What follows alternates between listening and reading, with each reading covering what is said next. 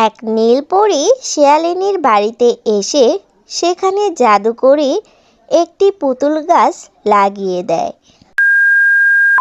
আমার কাঙ্ক্ষের কলসে গেল চলে রে ভেসে, মাঝি রে তোর নৌকার ঢেউ লাগিয়া রে, মাঝি রে তোর নৌকার ঢেউ লাগিয়া। ছোট্ট একটি মেয়ে নিয়ে গ্রামে বসবাস করত এক শিয়ালিনী। সে অনেক পরিশ্রম করত। তার পরিশ্রম দিয়েই পুরো গোটা পরিবারটা চলত। তার স্বামী কোনো কাজকর্মই করত না, বরঞ্চ সে ঘুরে ঘুরে বেড়াতো। তাদের ছিল ছোট্ট একটি সংসার, আর সেই সংসারেই হয়েছিল একটি ছোট্ট একটা শিশুকন্যা। নাম ছিল তার টুম্পা। টুম্পা প্রায় মায়ের কাছে বায়না ধরত, কিন্তু মা তার বায়নাগুলো পূরণ করতে পারত না, কারণ তাদের পক্ষে অত টাকা ছিল না মেয়ের সামর্থ্যগুলো পূরণ করতে।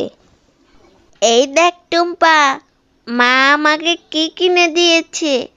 মা আমাকে কাল সকালে পুতুল কিনে দিয়েছে। দেখেছিস আমার পুতুলটা কত সুন্দর হয়েছে। সে কি রে বান্টি, তুই নতুন পুতুল কিনেছিস?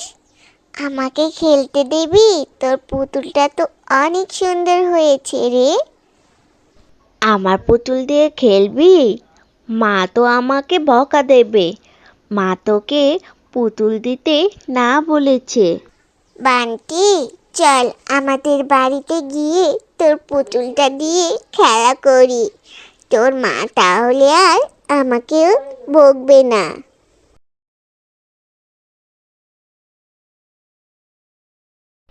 কি রে বান্টি, তোকে না বলেছি তুই এই ফকিন্নির মেয়েটার সাথে একদম মিশবি না, ফের তুই মিশেছিস।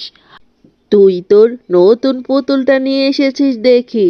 যা যা, ঘরে যা, পুতুলটা নিয়ে চুরি করে নিয়ে যাবে। চোরের দল ওরা। মা, টুম্পা অনেক ভালো। আমি এই পুতুলটা নিয়ে ওর সাথে খেলা করি। ও আমার পুতুল চুরি করে কখনোই নেবে না।